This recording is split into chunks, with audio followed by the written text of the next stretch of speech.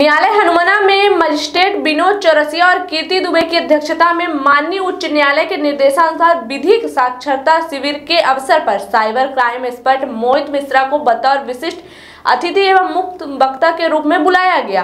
Cyber crime expert मोहित मिश्रा के द्वारा न्यायालय के वकीलों को साइबर क्राइम के बारे में जागरूक किया गया और उनसे बचने का उपाय भी बताया गया। साइबर क्राइम एक्सपर्ट मोहित मिश्रा के द्वारा SIM swapping, biometric fraud, ATM cloning, artificial wife cloning, फर्जी वेबसाइट के जरिए तथा ओटीपी के जरिए होने वाले फ्रॉड जैसे दर्जनों आधुनिक साइबर फ्रॉड के बारे में बताया गया और साथ में उनसे बचने का उपाय भी बताए गए।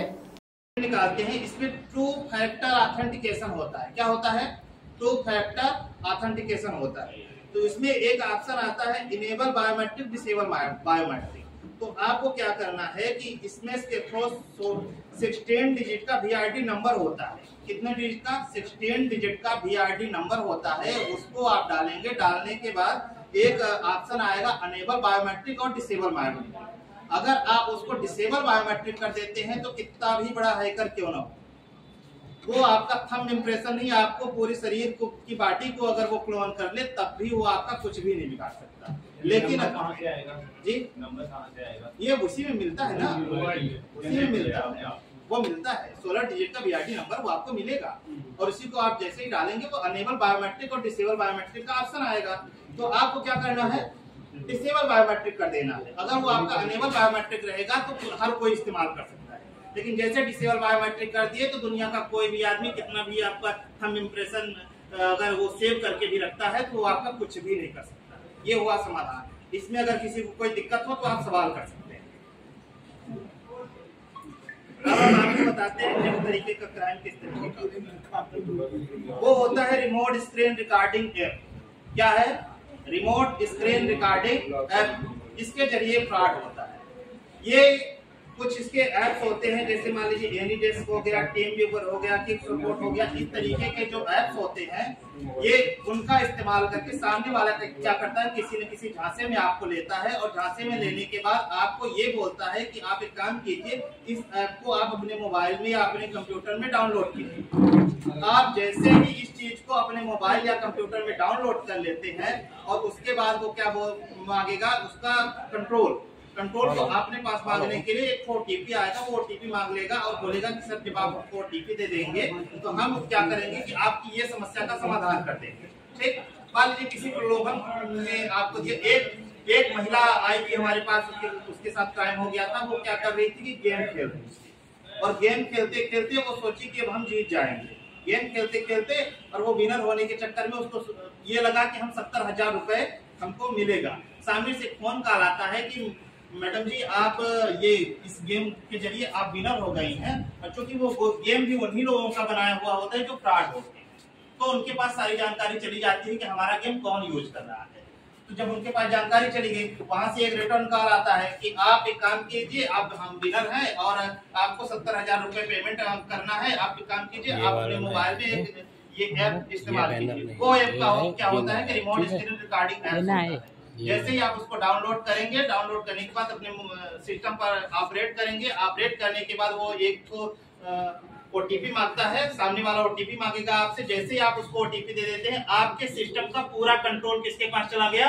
उस फ्रॉड के पास चला गया। जब उस फ्रॉड के पास चला जाएगा तो फिर वो जो चाहे आपके साथ कर सकता है। इससे बचने का सिर्फ और सिर्फ एकमात्र उपाय ये है कि आप कभी भी इस तरीके की रिमोट स्क्रीन रिकॉर्डिंग ऐप्स को अपने मोबाइल में डाउनलोड ना करें। अब सवाल ये पैदा होता है कि जब इस तरीके के ऐप्स हैं तो सरकार इसको बैन क्यों नहीं कर देती?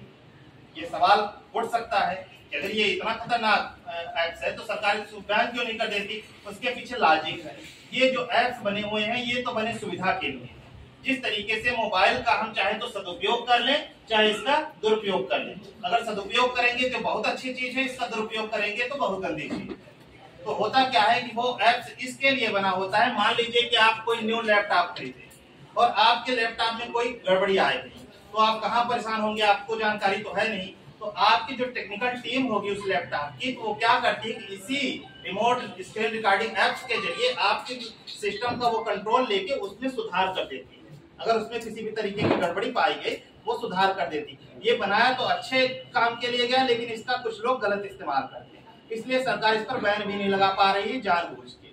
वो चाह के भी बैन नहीं लगा सकती, क्योंकि कोर्ट में ये बात साबित ही नहीं हो सकता कि ये चीज गलत फर्जीवाड़े करने के लिए बनाया गया है। अब कोई गलत कर रहा है तो उसमें वो ऐप्स बनाने वाले की कोई गलती नहीं।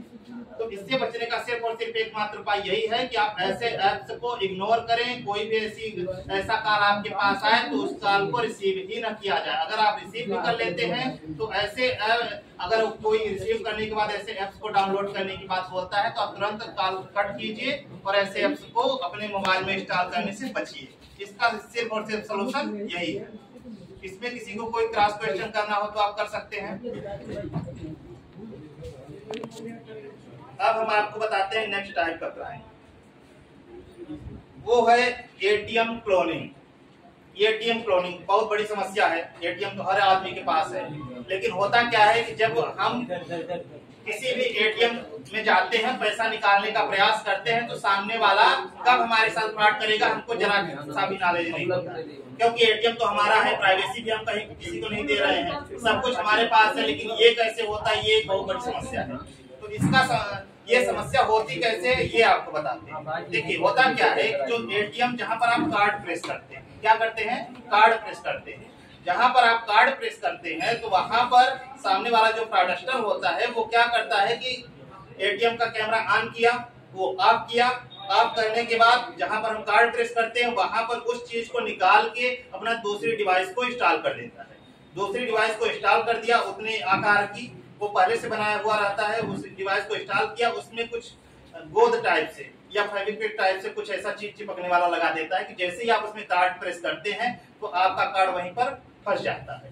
और जैसे ही आपका कार्ड फंस गया तो वो डिवाइस ऐसी डिवाइस होती है कि वो आपके जो डेबिट कार्ड है उसका पूरा स्कैन कर लेता है। हाँ, उसका पूरा स्कैन कर लेता है। जैसे स्कैन कर लिया तो उसको अब किसी चीज की जरूरत नहीं, आपका पासवर्ड भी वहां पर एक कैमरा भी वो लगा देता है, तो आपका पासवर्ड भी वो पा गया, आपके डेबिट कार्ड का पूरा स्कैन कर लिया। अब वो चाहे तो जितना मर्जी आया आपका पूरा अकाउंट भी खाली कर सकता है, आप कुछ न कर पाएंगे। तो इससे बचने का आप क्या उपाय है हम आपको बताते हैं। इससे बचने का केवल और केवल एक उपाय ये है कि आप जाइए, जब भी एटीएम कार्ड में अपना एटीएम कार्ड अपना प्रेस कर रहे होते हैं एटीएम मशीन पर, तो आप सबसे पहले वो जो डिवाइस लगी हुई होती है उस डिवाइस को पहले थोड़ा सा निकालने का प्रयास कीजिए, क्योंकि वो फिक्स पूरी तरीके से नहीं करता। फिक्स इसलिए नहीं करता कि वो फ्रॉड करेगा, वो 2 दिन 4 दिन लगाएगा, उसके बाद वो निकाल के चला जाएगा, दूसरी डिवाइस जो ओरिजिनल वाली वो लगा देगा। वो अगर देखिए, अगर वो डिवाइस निकल रहा हो या थोड़ा